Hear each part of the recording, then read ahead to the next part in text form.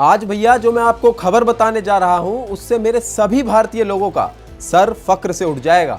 बिना समय गवाए सीधे आते हैं मुद्दे पर। दरअसल ज़ोरान ममदानी की जीत के बाद अब अमेरिका में एक और भारतीय अमेरिकी नाम सुर्खियों में है। एक ऐसा नाम जो हार्वर्ड की गलियों से निकलकर बर्नी सैंडर्स के कैंपेन तक पहुंचा और अब अमेरिकी कांग्रेस की राजनीति में इंडियन स्ट्रोम लाने को तैयार है। नमस्कार दोस्तों, मेरा नाम है पार्थ और आप देख रहे हैं स्ट्रेट मिरर।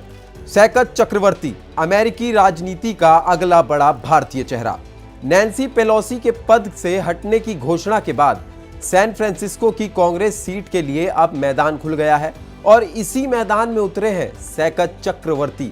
ज़ोरान ममदानी की ऐतिहासिक जीत ने जैसे इस युवा नेता के लिए रास्ता बना दिया हो। ज़ोरान का मेयर सेलिब्रेशन और सैकत का ट्वीट प्लॉट करें। सैकत ने ममदानी की जीत को प्रेरणादायक बताते हुए लिखा, जब आप असली बदलाव के लिए खड़े होते हैं तो संगठित लोग हमेशा संगठित पैसे को हरा देते हैं। सैकत चक्रवर्ती को भी उसी प्रगतिशील लहर का हिस्सा माना जा रहा है जिसका चेहरा है ज़ोरान ममदानी और अलेक्जेंड्रिया ओक्सियो कॉर्टेज, वो लोग जो अमेरिकी राजनीति में पुराने ढांचों को तोड़ने और मजदूर वर्ग आंदोलन को ताकत देने की कोशिश कर रहे हैं। अप्रैल में सैकत ने खुद पेलोसी के खिलाफ अभियान शुरू करते हुए कहा था, ये एक ऐसा मौका है जहां आम मेहनतकाश लोगों के लिए लड़ने वाली आवाज उठाई जा सकती है। और अब पेलोसी के चुनाव ना लड़ने के फैसले के बाद सैन फ्रांसिस्को की सीट पूरी तरह ओपन गेम बन चुकी है। सैकत चक्रवर्ती की कहानी की शुरुआत कैसे हुई? सैकत चक्रवर्ती का जन्म टेक्सास में बंगाली माता पिता के घर हुआ, यानी जड़ें भारत में और पंख अमेरिका में। उन्होंने हार्वर्ड यूनिवर्सिटी से कंप्यूटर साइंस में डिग्री ली और आगे बढ़े टेक्नोलॉजी की दुनिया में, जहां उन्होंने एक स्टार्टअप की सह संस्थापना की और फिर स्ट्राइप जैसी कंपनी में काम किया। नौकरी छोड़कर राजनीति में आने का सफर। लेकिन सैकत का दिल हमेशा सिस्टम बदलने में लगा रहा और 2015 में उन्होंने टेक इंडस्ट्री छोड़ दी, सिर्फ इसलिए ताकि बर्नी सैंडर्स के राष्ट्रपति अभियान में काम कर सके। बर्नी सैंडर्स तो नहीं जीते, लेकिन सैकत चक्रवर्ती की रणनीति और विजन ने डेमोक्रेटिक पार्टी में कई बड़े चेहरों को प्रभावित किया। यही वजह थी कि 2018 में अलेक्जेंड्रिया ओकासियो कॉर्टेज ने जब न्यूयॉर्क सीट पर ऐतिहासिक जीत दर्ज की तो उन्होंने सैकत को बनाया अपना मुख्य कार्यकारी अधिकारी।